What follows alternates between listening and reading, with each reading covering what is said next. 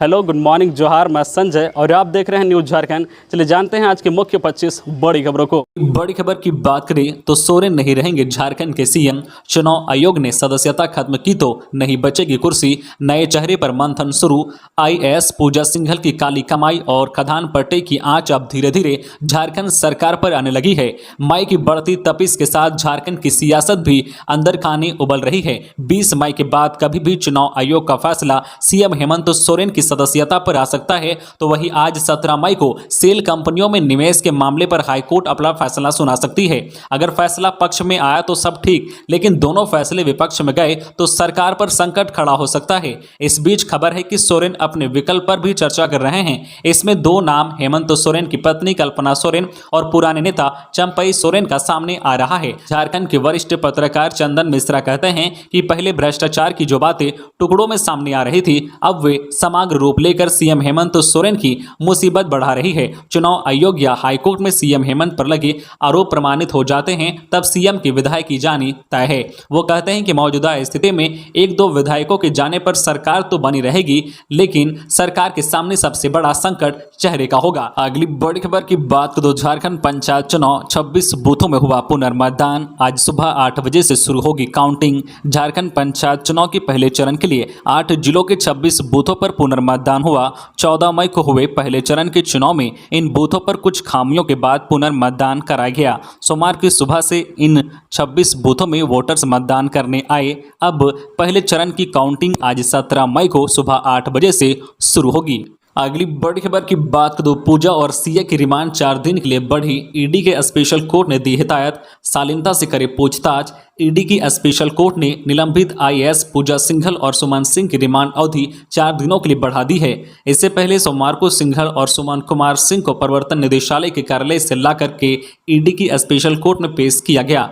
Court से 9 दिनों की रिमांड की मांग की गई थी, लेकिन कोर्ट ने 4 दिनों का रिमांड की इजाजत दी। इधर छापेमारी के दौरान जांच एजेंसी को कई अहम दस्तावेज भी हाथ लगे हैं, जिसको लेकर अब तक एजेंसी ने सिंघल के पति अभिषेक झा, झामो के पूर्व कोषाध्यक्ष रवि केजरीवाल समेत राज्य के 4 जिलों के जिला खनन पदाधिकारियों से पूछताछ की है। अगली बड़ी खबर की बात तो 21 मई तक झारखंड के इन जिलों में बारिश का अलर्ट। कोल्हान के जमशेदपुर, चाईबासा व सरायकेला खारसावा में लगातार आंधी व पानी होने की संभावना जताई गई है। मौसम विभाग ने 21 मई तक बारिश की संभावना जताई है। मौसम विभाग द्वारा जारी किए गए बुलेटिन में बताया गया है कि आज मंगलवार को राज्य के उत्तर पूर्वी भागों में यानी देवघर, धनबाद, दुमका, गिरिडीह, गोड्डा, जामताड़ा, पाकुड़ व साहिबगंज में कहीं कहीं हल्की से मध्यम दर्जे की बारिश होने की संभावना है। वहीं दूसरी ओर कल बुधवार को उत्तर पूर्वी और दक्षिणी भागों में यानी पूर्वी सिंहभूम, पश्चिमी सिंहभूम, सरायकेला खारसावा व सिमडेगा के कुछ इलाकों में मध्यम दर्जे की बारिश होने की संभावना है। इसके अलावा गुरुवार को राज्य के उत्तर पूर्वी व मध्य दक्षिणी हिस्सों में हल्की से व मध्यम दर्जे की बारिश हो सकती है, जबकि शुक्रवार व शनिवार को राज्य के कुछ इलाकों में बारिश व मेघागर्जन के साथ वज्रपात की भी संभावना जताई गई है। इससे लेकर मौसम विभाग ने येलो अलर्ट जारी किया है। खबरों में आगे बढ़ने से पहले आपसे रिक्वेस्ट है कि अगर आप चैनल को सब्सक्राइब नहीं किए हैं तो प्लीज चैनल को सब्सक्राइब करके बेल आइकन प्रेस कर दे, जिससे आपको झारखंड की हर छोटी बड़ी खबर का अपडेट आप तक पहुंचता रहे। चलिए बढ़ते हैं खबरों की ओर। अगली बड़ी खबर की बात करें तो बरकट्ठा के सलैया पंचायत में मुखिया पद के लिए 14 बूथों पर दोबारा वोटिंग। झारखंड पंचायत चुनाव के प्रथम चरण के लिए हजारीबाग जिला के बरकट्ठा प्रखंड की सलैया पंचायत में दोबारा मतदान शांतिपूर्वक संपन्न हुआ। सलैया पंचायत में मुखिया पद के लिए सोमवार को हुए पुनर्मतदान में 62.57% मतदाताओं ने अपने मताधिकार का प्रयोग किया। मालूम हो कि सलैया पंचायत के मुखिया पद के बैलेट पेपर में त्रुटि को लेकर राज्य निर्वाचन आयोग ने पुनर्मतदान कराने का निर्देश दिया था। साथ ही निर्वाचन आयोग ने मतपत्र की छपाई में लापरवाही बरतने पर बरकट्ठा मुखिया पद के निर्वाची पदाधिकारी सह सीओ श्रीकांत लाल मांझी तथा सहायक निर्वाची पदाधिकारी सह बीईओ अशोक कुमार पाल को उनके पद से हटा दिया। सलैया पंचायत के 14 बूथों पर पुलिस प्रशासन की चाक चौबंद व्यवस्था में पुनर्मतदान संपन्न हुआ। अगली बड़ी खबर की बात तो गुमला में पारा शिक्षक की गोली मारकर हत्या। अपराधियों को गिरफ्तार करने में जुटी पुलिस। भरनो थाना क्षेत्र के भड़गांव बाजार टाड़ के समीप अज्ञात अपराधियों ने सोमवार की शाम पारा शिक्षक राजेंद्र लोहरा की गोली मारकर हत्या कर दी। घटना के बाद स्थानीय लोगों ने घायल पारा शिक्षक को आनन फानन में सिसई रेफरल अस्पताल पहुंचाया, लेकिन इलाज के दौरान उनकी मौत हो गई। स्थानीय लोगों ने घटना की सूचना पुलिस को दी। सूचना मिलने के बाद पुलिस घटनास्थल पर पहुंची और मामले की जांच में जुट गई है। अगली बड़ी खबर की बात तो धनबाद में वज्रपात से खेत में काम कर रहे युवक की मौत। धनबाद जिले के मैथन व निरसा इलाके में सोमवार की शाम आंधी तूफान से जनजीवन प्रभावित हुआ। कई जगह पेड़ व बिजली के पोल उखड़ गए, कुछ घरों के छप्पर भी उड़ गए। वहीं डूमरकुंडा दक्षिण पंचायत के 4 नंबर बालू बंकर में शाम 5 बजे वज्रपात से एक युवक की मौत हो गई। 20 वर्षीय बिहारी लाल महल्ला खेत में काम कर रहा था। उसी दौरान वज्रपात से रोहित घायल हो गया। परिजन उसे इलाज के लिए निरसा अस्पताल ले गए। डॉक्टरों ने उसे मृत घोषित कर दिया। रोहित भाई बहनों में सबसे छोटा था। घटना के बाद स्वजनों का रो रो कर बुरा हाल है। निवर्तमान मुखिया अजय पासवान ने पीड़ित परिवार से मिलकर ढाढ़स बंधाया है। इधर आसमानी बिजली गिरने से मैथन टोल प्लाजा पर करीब 10 लाख के उपकरण जल गए हैं। इससे वाहनों के आवागमन व टोल वसूली में परेशानी हो रही है। इसकी जानकारी देते हुए मैथन टोल प्लाजा के सहायक टोल मैनेजर राहुल सिंह ने बताया कि दोपहर बाद तेज आंधी, पानी एवं आसमानी बिजली गिरने से टोल प्लाजा को भारी क्षति पहुंची है। वाहनों के आवागमन की वैकल्पिक व्यवस्था की जा रही है। अगली बड़ी खबर की बात तो रामगढ़ में ट्रक और वैगनार में टक्कर, 2 की मौत 5 घायल।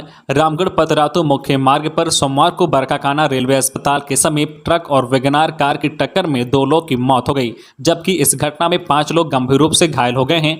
घटना के संबंध में बताया गया है कि बरकाकाना थाना क्षेत्र के रेलवे अस्पताल के समीप एक ट्रक जो रामगढ़ की दिशा से आ रहा था, विपरीत दिशा में चल रही वैगनार कार को जोरदार टक्कर मार दी, जिससे वैगनार कार में सवार 7 लोग गंभीर रूप से घायल हो गए। सभी घायलों को बरकाकाना पुलिस और स्थानीय लोगों की मदद से रामगढ़ सदर अस्पताल इलाज के लिए भेजा गया, जहां डॉक्टरों ने 2 लोगों को मृत घोषित कर दिया। मृतकों में 1 महिला और 1 पुरुष शामिल हैं, जबकि अन्य घायलों में 3 महिला, 1 पुरुष और 1 बच्चा गंभीर रूप से घायल बताए जा रहे हैं। अगली बड़ी खबर की बात तो 15 टन अवैध कोयला जब्त। चतरा जिला के पिपरवार क्षेत्र स्थित RCM साइडिंग के निकट बचरा बस्ती में तस्करी के लिए रखे 15 टन अवैध कोयला जब्त किया गया है।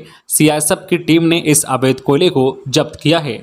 बड़ी खबर की बात तो केंद्रीय मंत्री अश्विनी चौबे पहुंचे रजरप्पा। कहा, जनता की गढ़ी कमाई को लूटने की नहीं दी जाएगी छूट। उपभोक्ता मामले, खाद्य, जन वितरण और पर्यावरण राज्य मंत्री अश्विनी कुमार चौबे सोमवार को रामगढ़ के रजरप्पा मंदिर पहुंचे। इस दौरान उन्होंने मां छिन्नमस्तिके देवी की विधिवत पूजा अर्चना की, साथ ही नारियल बलि देकर रक्षा सूत्र बंधवाया।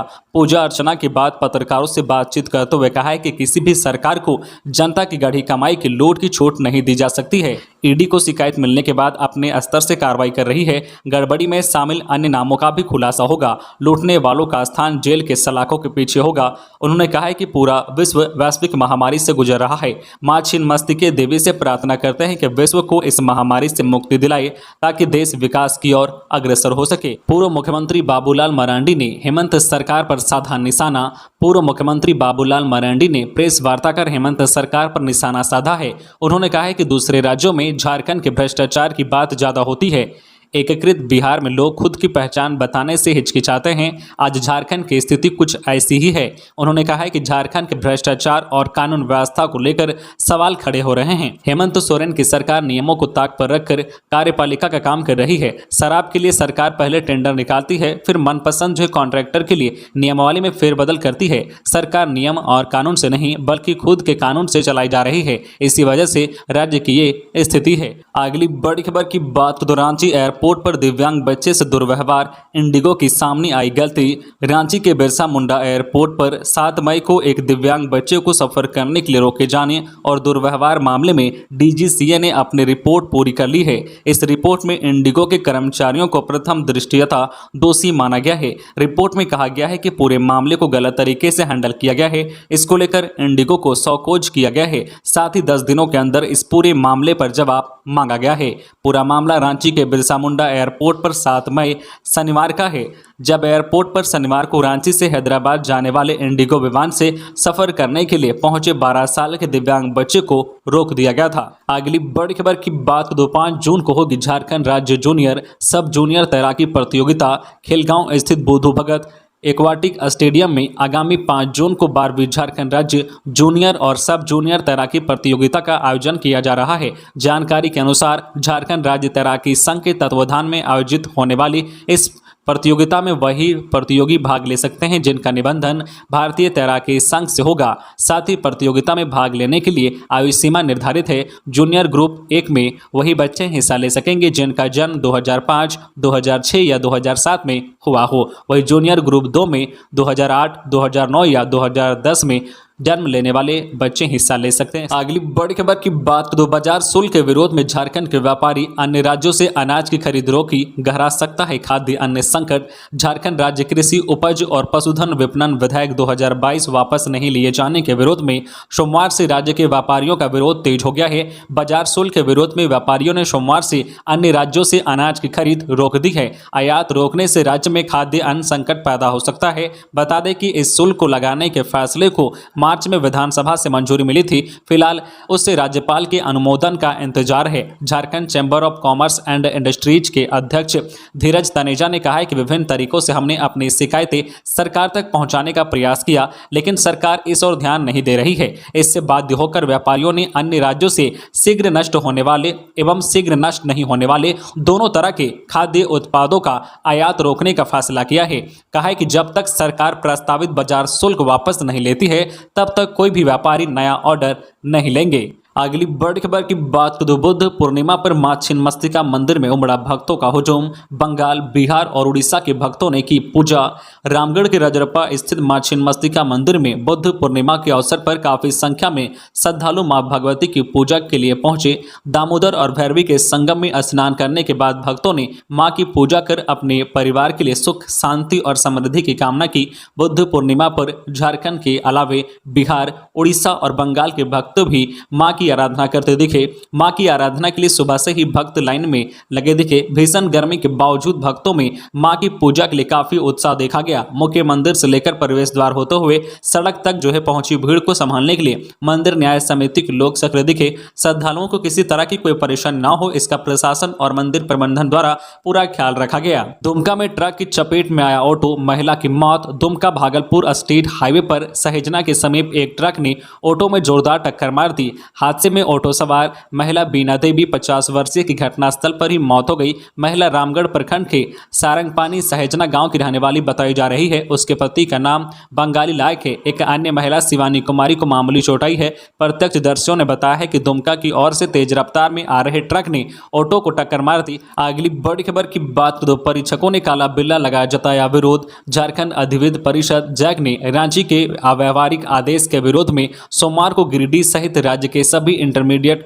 मूल्यांकन केंद्रों में परीक्षकों ने काला बिल्ला लगाकर कार्य किया। साथ ही दोपहर 12 बजे से 12:30 बजे तक मूल्यांकन कार्य को स्थगित रखा।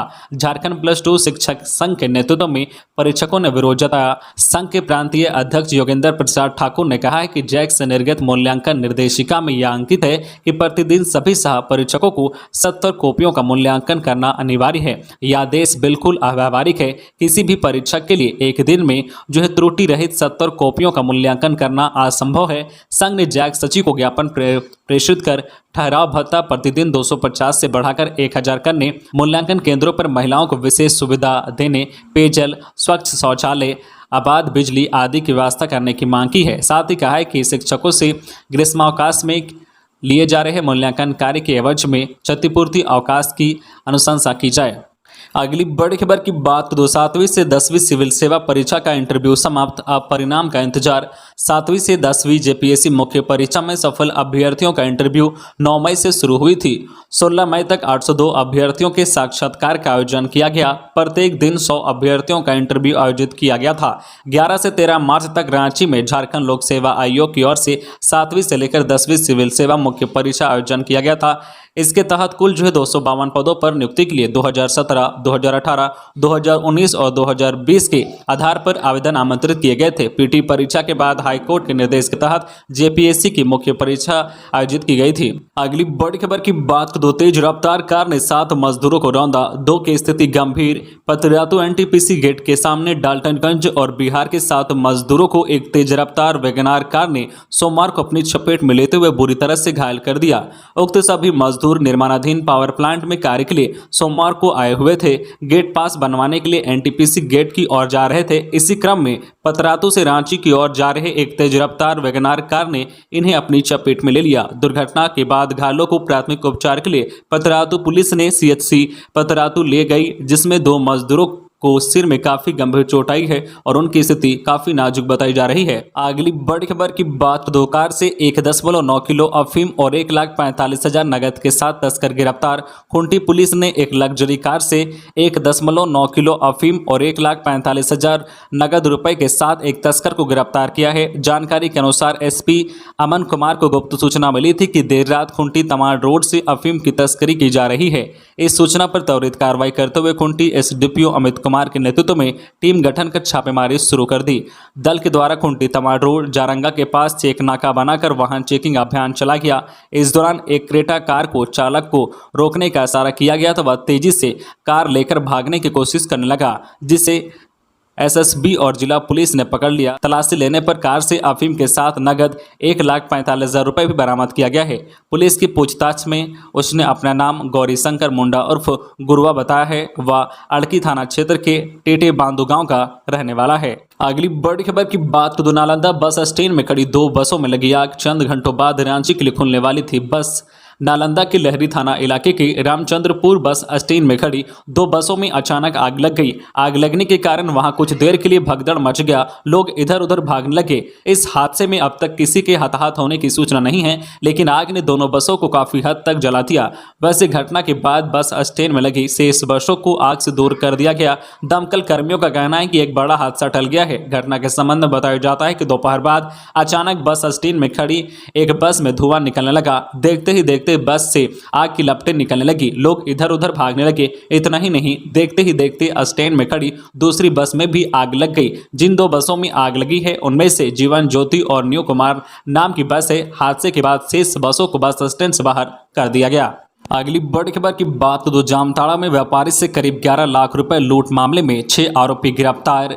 मेहिजाम जामताड़ा में मुख्य सड़क स्थित बोधमा पोल फैक्ट्री के समीप बाराकार के व्यवसायी के साथ हुई लूट मामले में जामताड़ा पुलिस को बड़ी सफलता मिली है। घटना में संलिप्त 6 आरोपी को गिरफ्तार के साथ लूटे गए 4,79,000 रुपए के अलावे अन्य 2 सामान बरामद किए गए हैं। इस संबंध में एसपी मनोज स्वर्गियारी ने बताया कि गत 12 मई को व्यापारी नीतीश सुभाष सरिया से अज्ञात अपराधियों ने करीब 11 लाख रुपए 2 मोबाइल लूट लिया था।